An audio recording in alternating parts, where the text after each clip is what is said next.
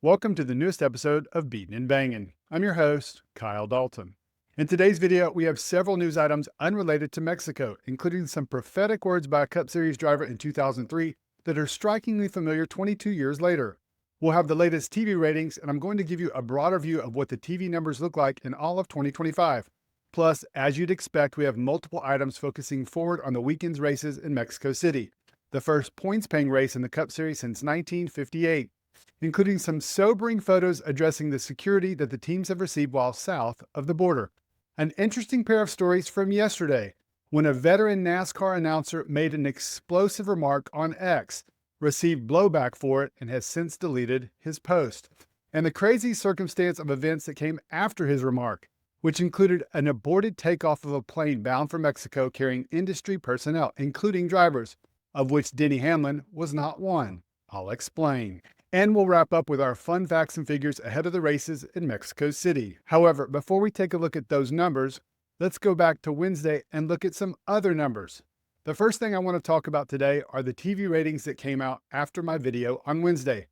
As you can see, the viewership for Michigan on Prime was 1.77 million viewers, which was a decline from last year's numbers of 2.11 million, which was on the USA Network. It's kind of been up and down over the last decade for the Michigan race, with this year's numbers on Prime equal to 2019 and 2020. What you see in this chart is also reflected when you look at the 2025 numbers as a whole. What do I mean? When a race is carried on a major network like Fox, the numbers unsurprisingly get a noticeable boost. Look at the numbers in 2025 in red, and those are all on Fox's main network, starting with the Clash at Bowman Gray. The Daytona 500 is obviously the big draw, and then we had Atlanta and COTA. The broadcast then moved over to FS1 and the corresponding ratings moved down. Then we went back to Fox for Talladega, another spike. Since then, as I talked about a few weeks ago, the numbers have been in the 2 million plus range on cable and FS1 and Prime. This past weekend's race at Michigan on Prime was the first viewership to dip below 2 million since the duels back in February. As I also mentioned a few weeks ago, the NFL experienced something similar when it switched from cable to Prime, and it has since recovered to regular levels. I'm really interested to see if this weekend's race at Mexico gets a bump just because it's such a big deal being the first international points-paying race in the Cup Series since 1958. I'll be sure and report back to you next week and let you know what happens. Moving on to our next story, and it was a comment I saw on X by Jimmy Spencer from 2003 talking about a couple topics you might have heard of before. Watch this. The Oyster Cup racing lately has become all right, who gets the best gas mileage and, who can do the best with two tires? Does that bother you? Yeah, it bothers me. It sucks, it ain't racing. I want to see us race again, I want to see us go back to racing where track position don't mean a whole lot. And it's like, okay, I'm putting 4 tires on. I'm making some adjustments. In my car, I want it to go to the front.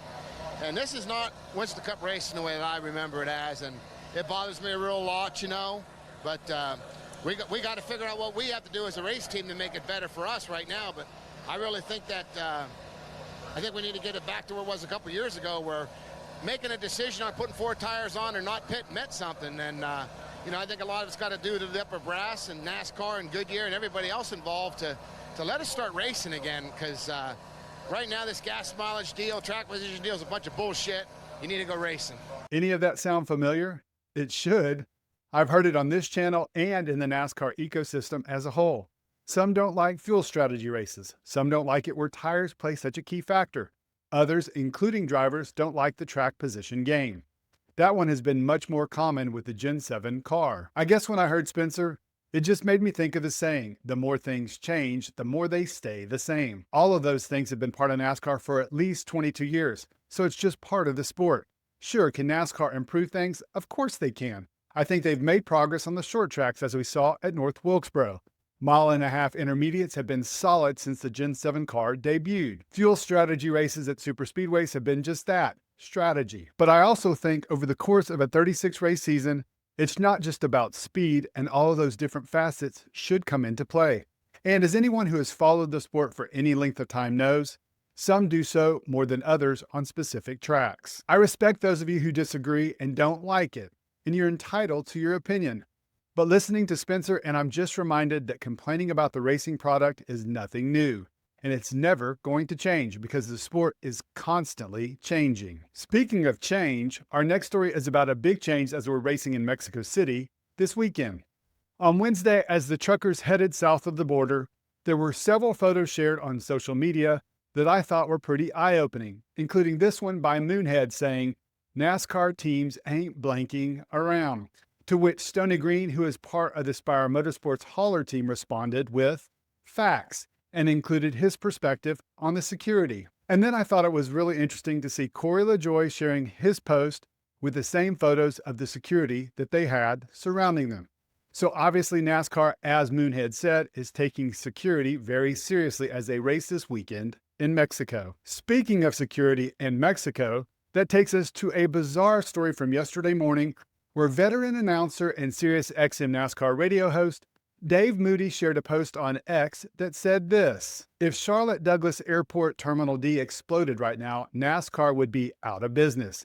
Hashtag Mexico bound." Well, as you might expect, Moody received considerable backlash from fans, including one calling him an idiot, another asking the TSA to check this guy twice, another one talked about Moody creating some bad mojo, another said he should delete the post. Later in the day from that airport, several chartered planes filled with NASCAR industry personnel, including some drivers, were set to take off on their journey to Mexico City. Xfinity Series driver Ryan Ellis talked about it on X, sharing a photo saying Mexico bound. He then replied to his original post a short time later with a comment that said, "Cancel that. Plane attempted takeoff. Plane made a small boom. We are headed back." A few minutes later, he showed a photo that showed fire trucks and firefighters outside of his window and said, "This doesn't seem optimal." And then a few minutes later, he posted again saying, "And we are back in Charlotte," with pictures of passengers getting off the plane. According to veteran journalist Matt Weaver, quote, "The captain of a grounded plane carrying NASCAR industry people to Mexico as it aborted takeoff said, 'I don't know if we took a bird, but engine 2 blew.'" Unsurprisingly, people responded to the situation and brought up what Moody had said earlier. "That's why you don't say stupid blank like Dave Moody said earlier. Good grief. If that's the plane Dave Moody is on, he needs to be left at home," wrote another. Dave Moody spoke this into existence. Now remember that one quote in the original post that suggested Moody should delete the post? As of this morning, he's done just that. It's not there anymore. Moving on to our last story of the day, and that's a follow-up to Wednesday's video and Denny Hamlin saying he wouldn't be going to Mexico if his son wasn't born by the time he was supposed to leave. Well, he wasn't on any of those planes yesterday, and that's because he was at the hospital with his fiancée Jordan as she gave birth to their new baby boy. "We are happy to announce the birth of our son. Everyone is doing well. My main priority is to be here at home for Jordan and our family over the next few days when she's able to go home and we transition to life as a family of 5. He then wrote on his post, "See you guys in Pocono." Since Hamlin won't be attending the race in Mexico City, Ryan Truex will be substituting for him, and Hamlin will be applying for a playoff waiver, which NASCAR will grant since it was listed as one of the reasons a playoff waiver would be granted.